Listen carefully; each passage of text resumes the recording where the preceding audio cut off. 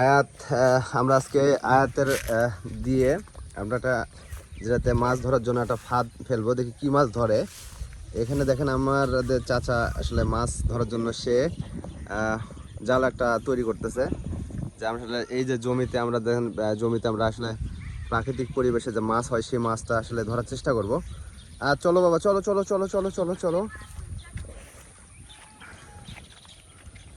এইখানে আমাদের পুকুরের যে পানি বের করার যে অপশনটা আছে এইখান দিয়ে, ঠিক এইখান দিয়ে আর পাইপ দেওয়ানো আছে। এই পাইপটা দিয়ে ঠিক এইখানে আমরা আসলে দেখতে পাচ্ছি, দেখেন কিছু মাছ দেখা যাচ্ছে এখানে। আমরা এই মাছগুলোকে ধরার চেষ্টা করব।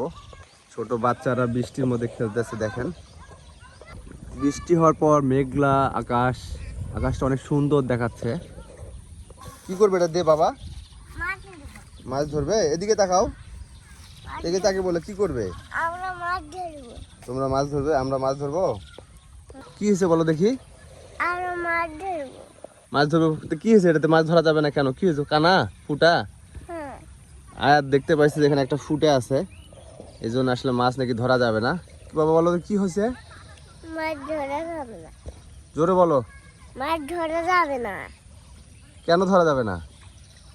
এটি এটি কান্না হচ্ছে।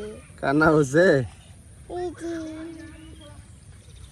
আসলে গ্রামের যে প্রাকৃতিক পরিবেশ এটা আসলে না আসলে বা কখনো আপনি যদি এখানে পরিবেশটা দেখতে চান, যদি না আসেন তখন কখনোই ফিল করতে পারবেন না। বাবা চলো, কি করবো, বসাবে না এটা? বসাবো।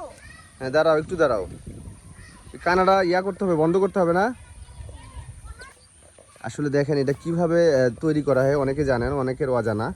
তো আমরা আসলে প্রথমে দেখেন এই যে এইটা আছে, এই কাঠিটাকে আসলে প্রথমে আমরা আসলে এটা সাজাই নেই। এটা সাজা নেওয়ার পর আমরা আসলে উপরে যখন আবার এই পদ্ধতিতে আবার ফাতা যেটা বলে এটা আমরা লাগানোর চেষ্টা করতেছি।